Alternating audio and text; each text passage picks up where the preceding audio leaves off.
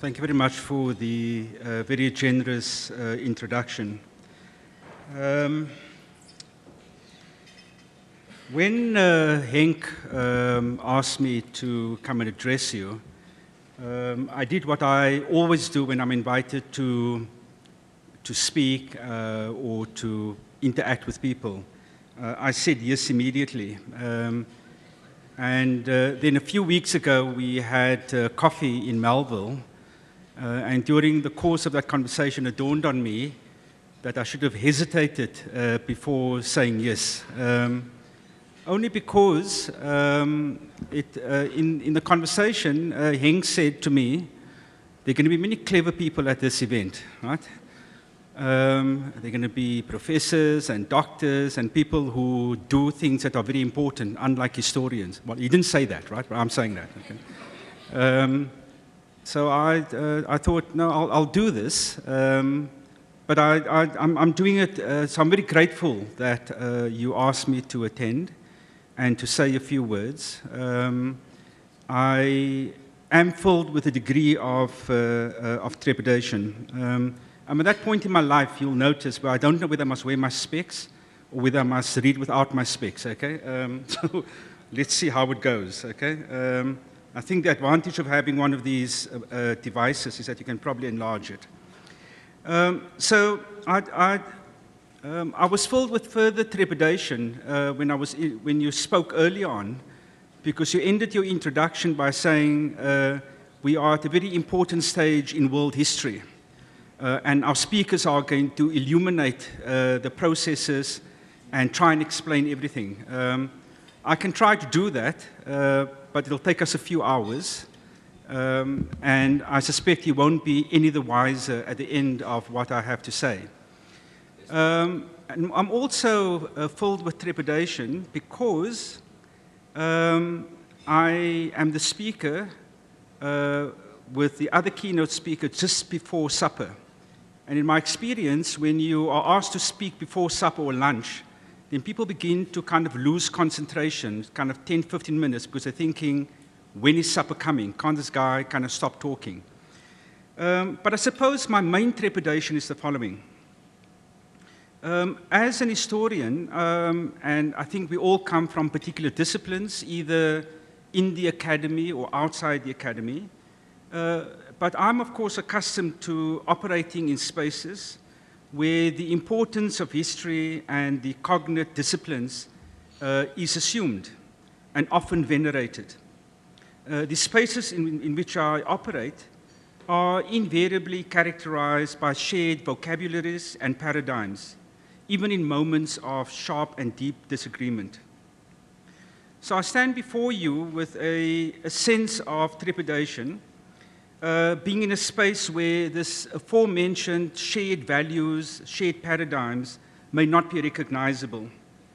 And the registers that I know and familiar with may not or shouldn't be taken for granted in this event. But I do want to suggest to you that history and memory, or histories and memories in the plural, can in fact produce dialogues across disciplines, irrespective of our varied disciplinary positionalities. So it is from this premise, really, that I want to make a few remarks. And I really want to kind of make three broad remarks in relation to history and perhaps the present. I'm not going to say anything profound, but hopefully say 2 or 3 things that may assist in thinking about how one can have a dialogue. The title of my talk, as I discovered, is Looking into the Past. Okay? And I understand by that that the key question underpinning that title is why history? Why should I, as an historian, be speaking to you? Other than the fact that I looked at the menu and it looks fascinating, so I'm very happy that you invited me, and the wine is quite good as well, too, okay? And I want to suggest to you that the importance of history, and I don't mean by that in a kind of pedantic, generational sense, in which older people talk to younger people in a kind of patronizing, didactic way, that you've got to learn the lessons of history. That's important, but that's not really what I want to refer to. What I want to suggest to you is that even though I am persuaded, and hopefully you have some sense of this, that history is important, the current moment, and I think the crisis that you refer to, is a moment in which the past has really been as damned as it is in this present moment. And for me, there are kind of several interrelated reasons for this phenomenon. Now, I'm going to very quickly just kind of label them and leave them for you to ponder. The first one I think one can call a sense of prevailing presentism. That is, there's a kind of a preoccupation with the present as if the present is somehow disconnected from its antecedents, from its past. And it's particularly prevalent amongst young people. Only the now matters. And I don't think it's hard to understand. I think every generation goes through a period where the now matters more than the past and even the future. But I think in a world of globalization, in a world in which modern information technology consumes us and shapes the way we inhabit the present, time and space have become contracted. It's the essence of globalization. And of course, the present is deeply overloaded with events, information, disasters, wars, complications. In 1 week, as you've said, right, we had an attempted coup, we had killings in Nice, and we have the Trump convention. I'd be far more worried, by the way, of having 3 women leaders, right? Or rather having Trump as the President of the United States and having 3 women leaders. I suspect we're on the right road if we have 3 women leaders, okay? But the kind of rapidity of these events, right, in 1 week engenders a process of forgetting. There's so much happening. How do we understand? How do we comprehend? How do we make comprehensible all of these things? So presentism is kind of deeply rooted and is becoming more rooted in our collective psyche. Secondly, I want to suggest that the value of knowledge has shifted in the last generation and has become more monetized and instrumentalized. To put it differently, there are many people here from universities, and when we have students coming to what we call our open days, the parents stand behind the children and the kid wants to do a subject and the parent asks, what job are you going to get at the end of this? Okay? How much money are you going to make? And what that kind of, and perhaps we all do that as parents as well, right? But what that suggests is that the value of knowledge is thought about differently in the present than it may have been in the past. And I'm going to come back to this point in a minute or so. By the way, MC, I'm a lecturer, right? So would you mind telling me at about 20 minutes to kind of shut up, okay? Okay, because I'm completely undisciplined when it comes to time, right? Historians, for those of you who know Sting, from one of his favorite songs, historians, Sting sang, are the architects of time, okay? We make our own time. So unless you tell me to stop, I'm going to go on forever, okay? The third reason why I think we have this kind of crisis with history and memory is a kind of old and a conventional problem that history faces. And that is, history is continuously mobilized to establish master narratives and typically across the world to justify contemporary regimes of power. You can take any country in the world, you can take South Africa, and the dominant narrative in the public domain is a narrative of a male-dominated ANC. Right? Now, there's no doubt of the salient role that the ANC played in the liberation movement. But for those of you who have any sense of the complexities, the multi-layered nature of the liberation movements with the plural, will know that the idea that the ANC was somehow predestined in 1912 to become the party of liberation and the party in power will know that's simply not true. Right?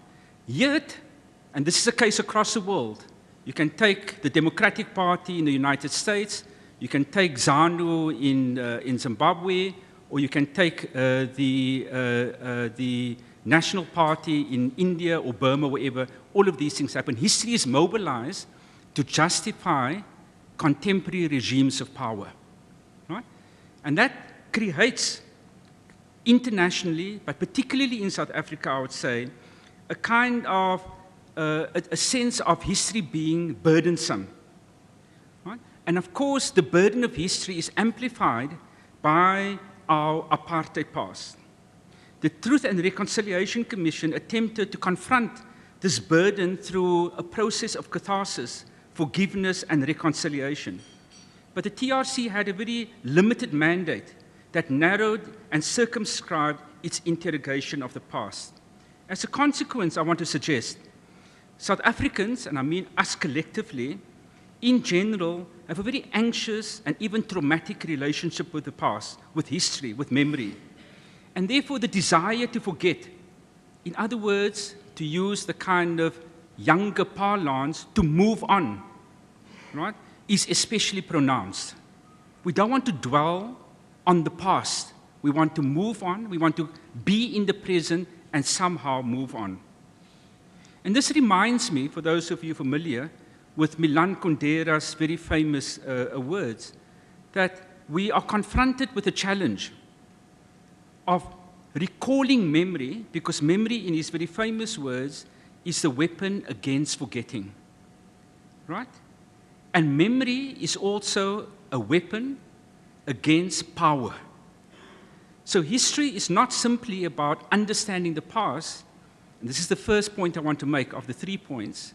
If we understand history and the mobilization of memory as being mobilized in an instrumental way to justify contemporary regimes of power, an important part of that exercise of the creation of a master narrative is to get people to forget complexities, to forget other histories.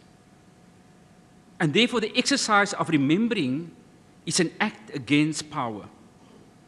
Now, the second idea I want to raise with you is, in fact, to go very far back in history. And I want to raise the idea that part of the problem that we have in South Africa about history is that a lot of the history that we're learning is about political history.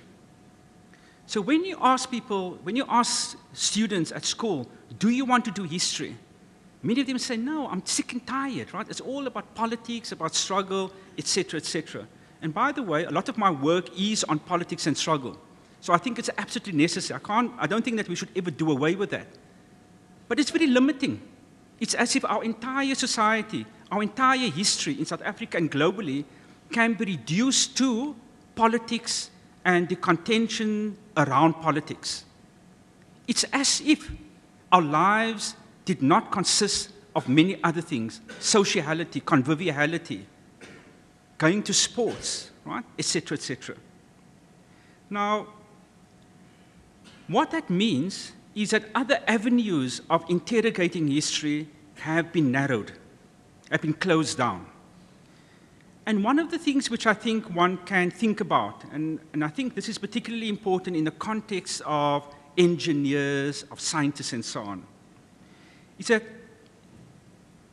and I was reminded by this, and that's why I included this. Just a few days ago, Paulo Jordan's mother passed away. Right?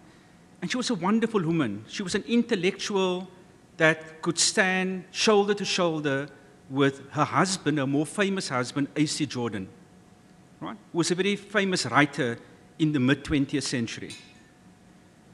And it occurred to me that because of this kind of narrow vision we have of history, we often don't interrogate the aspect of the history of ideas, the production of knowledge, the circulation of ideas.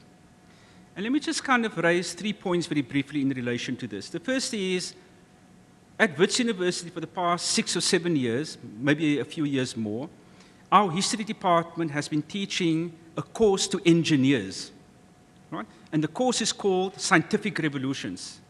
And what's very interesting is that the engineers came to us and said, our students, I mean, you'll know what I mean here, right? Our students are clever, right? Engineers are always clever, isn't it, right? Okay? But they need to know some other things, right? We're getting all of these students, and they don't have a sense of the world. Teach them history, right?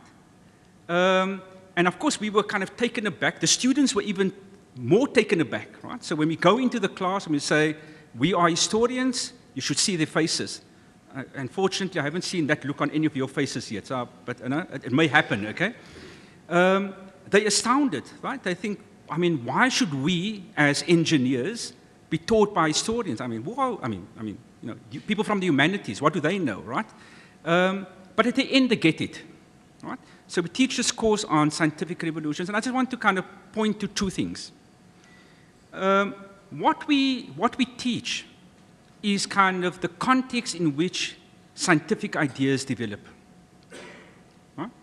The idea that science, you know, in the academy we have these kind of things like pure science that is somehow kind of disconnected from other things. So we have faculties of science, faculties of medicine.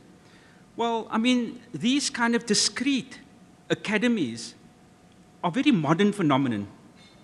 Right? Beforehand, people were kind of working together in what we now call interdisciplinary ways. Now, part of what we kind of teach them, right, are things around the kind of the context in which people like Galileo, Da Vinci, and you may think that Da Vinci is the kind of father of engineering, of Newton, Cartesian logic, the development and the emergence of the heliocentric model, and so on, and these scientific ideas being the precursors to the Industrial Revolution. Okay? But importantly, we suggest to them that context matters, and that they need to understand that knowledge was produced, or particular kinds of knowledges were produced at particular moments and places for a variety of reasons. So, for example, if you think of Bologna University, one of the oldest, and the Italians will say it is the oldest university in the world, then you need to understand that intellectuals had patrons who supported, funded them to study and produce knowledge for many, many years, for decades, in fact. You see, I'm raising this point because I think it's important to remember that the idea of producing knowledge for the sake of knowledge is important. Right? I am not discounting the significance of producing knowledge for particular purposes, instrumental purposes. But we also need to value the process of producing knowledge for the sake of knowledge. And the places where this kind of knowledge, this process happened, initially we're talking of Western Europe, were the monasteries. And as more people became involved in knowledge production, we had universities. So the second key point I want to make in relation to this is that we need to defend our universities. Right? We have a long history in which knowledge production happened, and the advances that we benefit from now come from many, many centuries, even millennia of knowledge production. And the universities have become important places where this knowledge production happens. And I think we have a responsibility, an historical responsibility, to ensure that, that universities are defended not simply as places of certification, where you go to get a degree, but as places where you engage the process of learning and knowledge production. I say to my first-year students in the first lesson, if you want a degree, go onto the internet. You can print out a degree certificate. Right? If you want to be involved in knowledge, then stay. Right? The next point I want to make, and I am very cognizant of the time, okay? The other point I want to make is about, it's related to this kind of where are we in the world? And you reference migration, the coup, etc., etc. and the Trump phenomenon, what has emerged in the world in response to crises is a politics of retreating into particular kinds of enclaves. And those enclaves may be nation states. They may be high walls, right? They may be political ideologies, but they represent a retreat, right, from mutual engagement. Now, why am I referencing this in relation to the scientific revolutions? It's for this reason. In order to understand the ability of the likes of Da Vinci, Galileo, to make significant strides, advances in scientific knowledge, you need to understand what preceded, by 500 years, the process of knowledge production. And the kind of key place, right, in the 500 years before the scientific revolution was a city in the Middle East called Baghdad. Right? And what happened in Baghdad for 400 or 500 years was a process, two interlinked processes. The one was the translation of Greek knowledge, of Greek text, in an interaction between the emerging Arab dynasties and the Persians. It was by far the most important exercise in translation.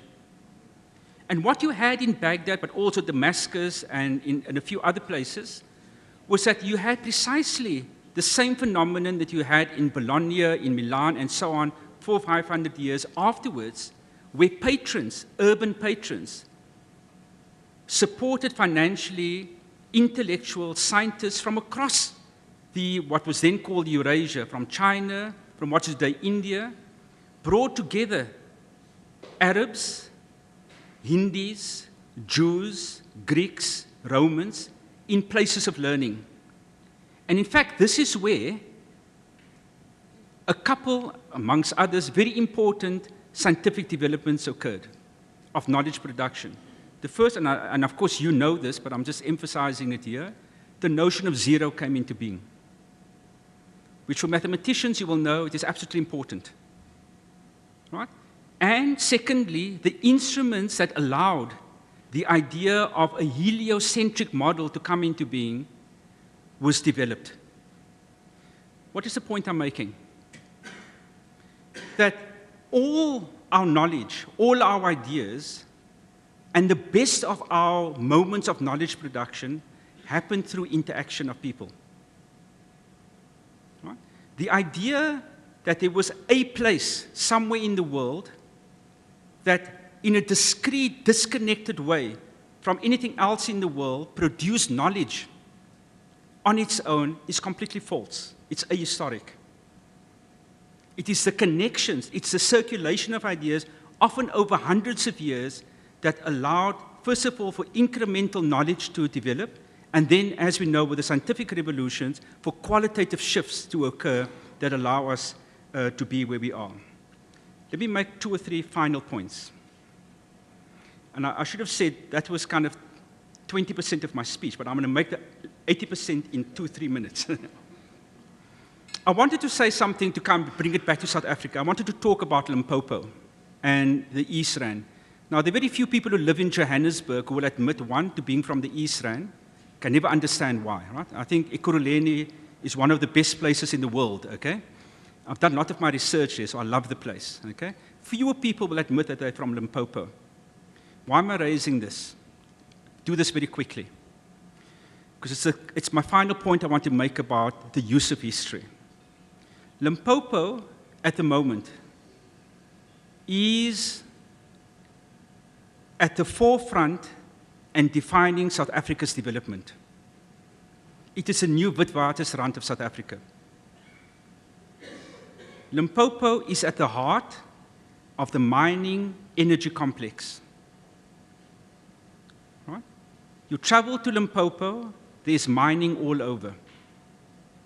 This is where the heart, and I saw the Medupi pictures up, this is where energy is concentrated. Never mind that Limpopo is one of the most water-scarce places in the world. I mean, all of these things have contradictions, okay?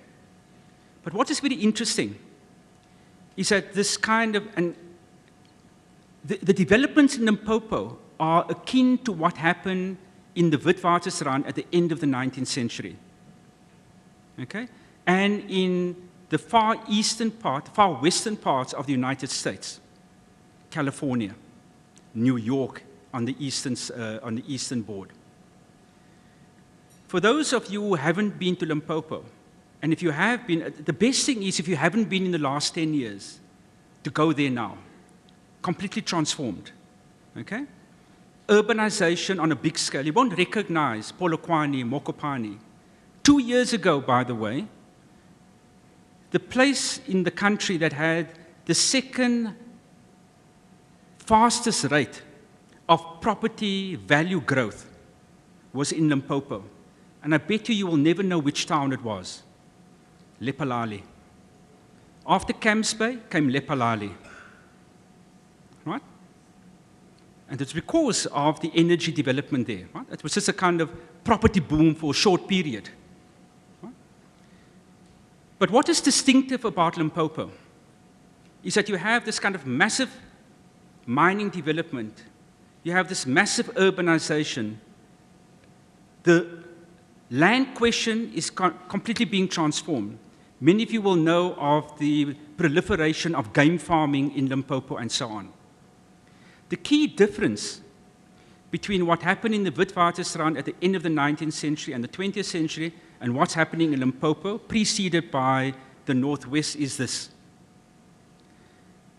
That almost all the mining that is new mining that is taking place is happening on traditional land.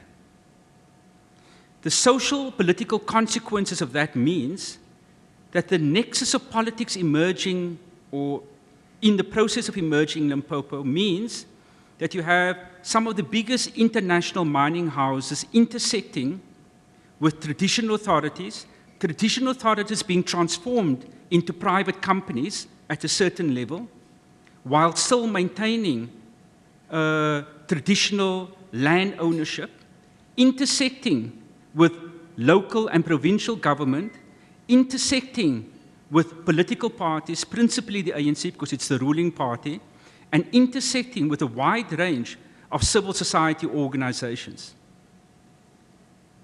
You cannot get any other place in the world that is more fascinating, more complex than Limpopo at the moment.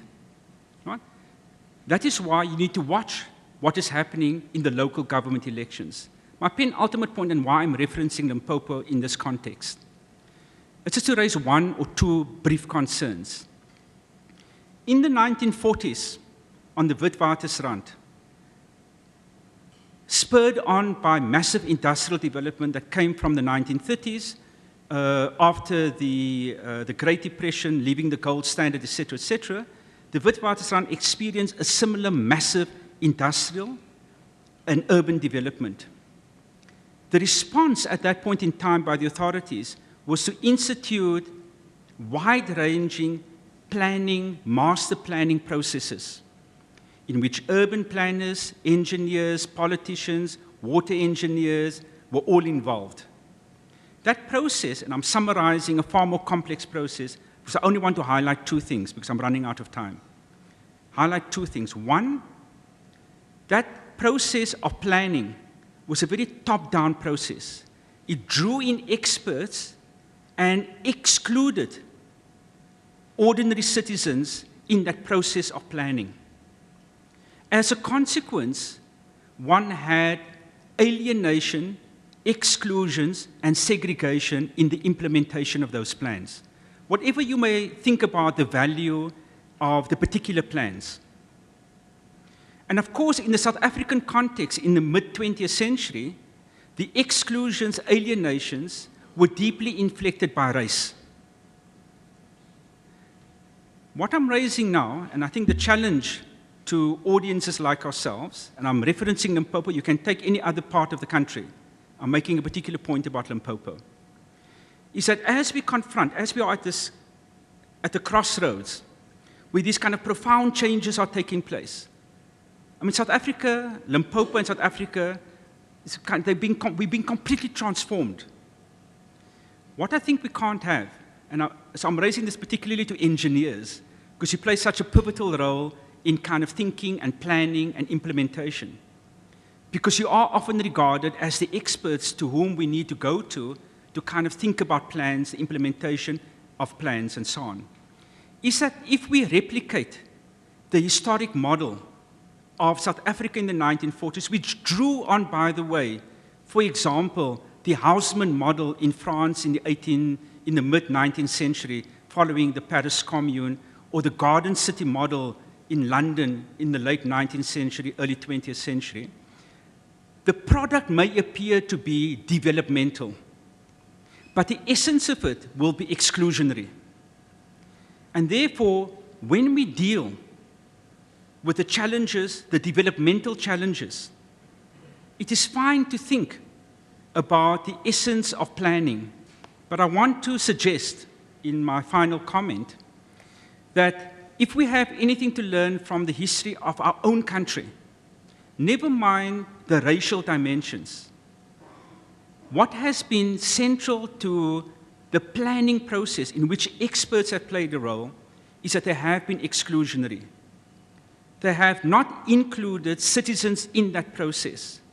And therefore, I want to therefore argue that the lesson that we've got to learn as we are at this crossroads is that experts need to come into a dialogue, into a conversation with ordinary citizens.